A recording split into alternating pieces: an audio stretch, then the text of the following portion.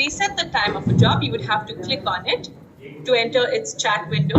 On top, there are several function buttons for supervisors and tool users. To reset or extend the time of this job, we will tap on the edit button on top. We will tap on the second option which says reset. Then we will enter the time in minutes unit. Say we would like to extend the time of this job by half an hour. That would be 30 minutes. Just type in the digits followed by the reason. After you have entered the time and reason, tap on the submit button. The time for this job would be reset. And now if you come back to your main listing, you can see that the time of this job has been extended by 30 minutes. So this is how supervisors can reset the time of a job from the mobile application. Now I will show you how supervisors can accept and complete jobs on behalf of the original staff member. To do that, we will tap on that particular request. To accept this job, which is originally assigned to DO, to accept this job on behalf of DO, we are going to tap on the person button, top left side of the screen.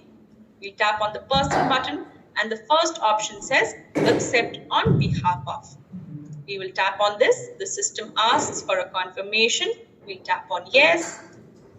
And now this job we have accepted on behalf of DO from our application.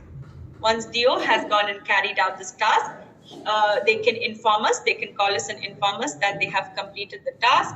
And we being the supervisor or dual user, we can go ahead and tap on this person button again and then tap on complete on behalf of option 2, complete this job on behalf of DO. Okay. Now I will show you how we can reroute jobs from the mobile application. Let's take this task, this carpet shampoo task. This has currently been assigned to Alyssa. Let's say for some XYZ reason, Alyssa won't be able to carry out this job. They have informed us. So now we are going to reroute this job to another user. To reroute a job, we will tap on the person button again, top left side of the screen. And the second option would read as reroute. So we will tap on reroute. And select the next user, next suitable user to reassign this job to. So I'll reassign this to myself since I'm a dual user. So now this job would reflect in my assigned jobs list. Okay. All right. Now I will show you how we can park a job from the mobile application. So let's take this task itself. Let's park it. So we will tap on the edit button on top. The first option reads as park. So we tap on park and we would have to enter a reason for parking this job. And we would have to set a suitable date and time to park this job to. To do that, we'll tap on the clock button, bottom side of the screen. We will tap on the clock button and the message box calendar pops up. And we can select a suitable date and time for postponing this task. Then we will tap on the tick button. The job would be parked successfully and it will move out of your open tab and it will reflect in your scheduled tab. Okay.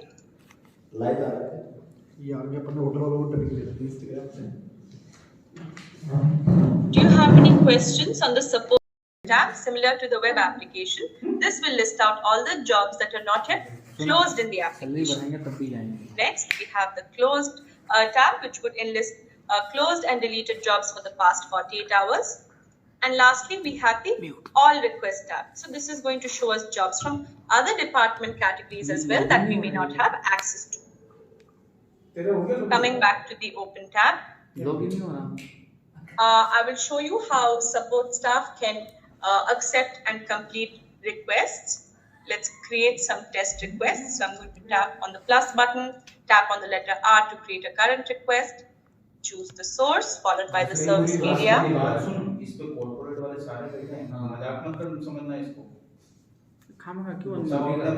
Select the service standard. Let's say the guest is requesting for 2 dental kits. And now we'll tap on the tick button to create this job. Okay.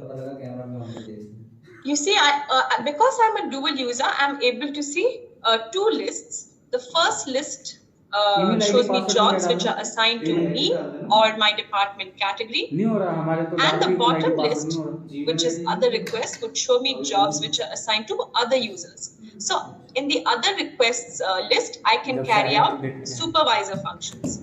While I will show you how to carry out support staff functions with jobs that are assigned to me. So for support staff, this is how jobs would be listed. They would be listed by their priority, followed by the subject of the request. Right underneath it, we can see which user has accepted this job. And in the last column, we'd be able to see the time left to complete this job in the application. It's natural for you to have a long list of requests, so you can always filter out jobs by typing in keywords of the request, and the system will help you filter it out. Now, for you to accept a request, you just have to tap on the gray accept button. System asks for a confirmation. We'll tap on yes to proceed. Now the status has changed to pending and the button color has changed to orange. This means that we have now taken up this job of delivering the dental kit to room 1002. And once we have gone and delivered the amenity to the guest, we would have to complete the job in the application. So to complete a job, we would just have to tap on the orange pending button. The system asks us for a confirmation whether we are sure that we want to complete this task. We will tap on yes to proceed. The job would be completed and automatically closed by the system. So it's that simple. For support staff to accept a request, they would have to tap on the gray accept button. After they have processed the job, they would have to tap on the orange pending button to complete it in the application.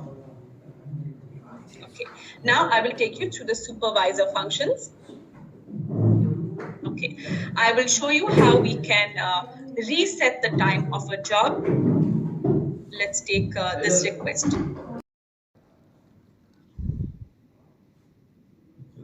Followed by the service standard. Let's say this guest has requested for decaf coffee sachets and they want it at a certain time in the day. So in order to schedule this job, we will tap on this clock button, bottom side of the screen, and we will select a date and time in order to schedule this job. Jobs could be scheduled on the same day as well at a later time. Okay, so we'll select the date, followed by the time, and then we will click on this tick button. We'll tap on the tick button, bottom right side of the screen, in order to schedule this job. The job would be listed here in your schedule request tab. So the moment it is 8:45 p.m., this job will automatically go to the daily mobile operations. So mobile application users, that would be support staff, dual users, and supervisors. When you sign into the the message box mobile application, you will land on the contact screen. It's quite similar to WhatsApp. All your message box contacts from a property would be listed here. You can always click on a name to initiate a chat. You could send across images, documents, audio and video files. You could send across voice notes also if you want. You could even create your internal group similar to WhatsApp. So to create a group, you would have to tap on this add group button, top left side of the screen. You could name your group and add up to 75 participants to one group. Okay, now I will show you how to create a current request from the mobile application. Tap on this orange floating plus button. You'll see two letters. The first letter from the top is S. This is for creating scheduled or future requests. But for creating current requests, you would have to tap on the letter R. So we'll tap on R. The process is same as web application. We'll first choose the source of the request, followed by the service area, followed by the service itself that the guest is requesting for.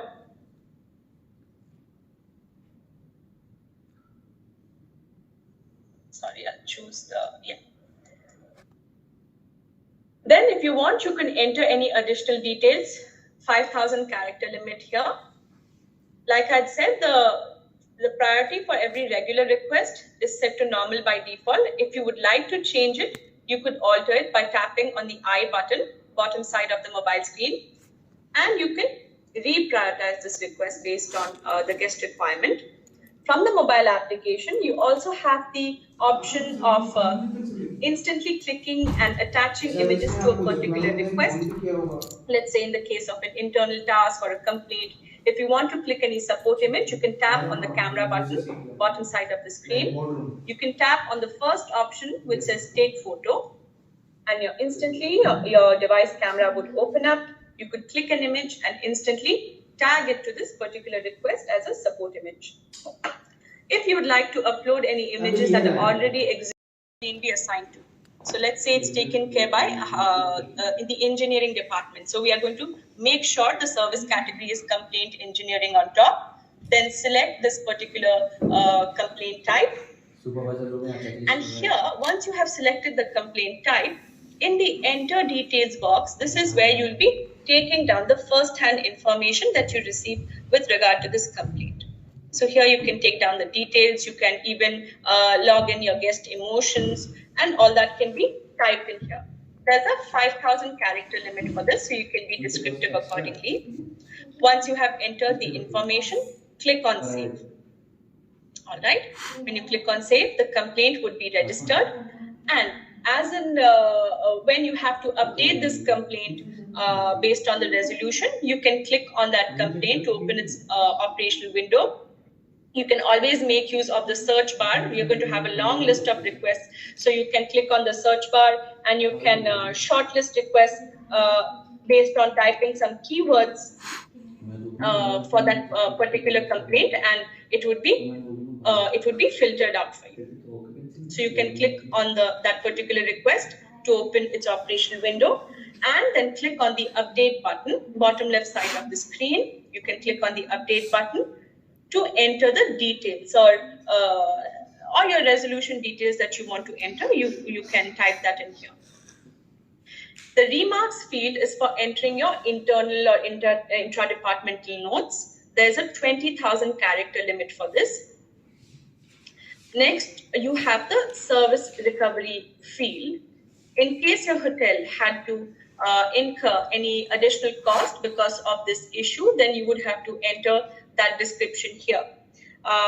Let's assume the bathtub drain choking issue didn't get it'll take a while. It'll take 2-3 days time to get fixed. So in such a case, you would have to move your guest to another room and say the guest is again a handle with care guest or an important client that you want to retain as a customer. So you probably give them a suite upgrade or a luxury room upgrade. You could enter that detail here.